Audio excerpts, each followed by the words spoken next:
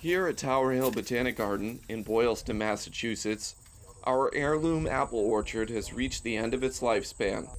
As we embark on a restoration project to replant 119 varieties of antique apples, we've partnered with Upton resident Reed Gilmore to turn some of the applewood from the orchard into lasting works of art. Tower Hill's been one of my favorite places since it started.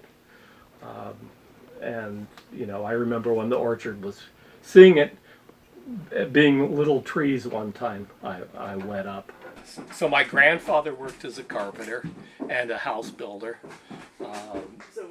My father was a scientist. I'm a scientist too. Father had a shop in the garage, so I learned how to use a lot of the power tools, basically back in high school.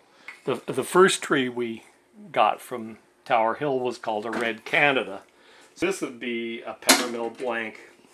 This could be ice cream scoops or something like that. And this is the size of a pen blank.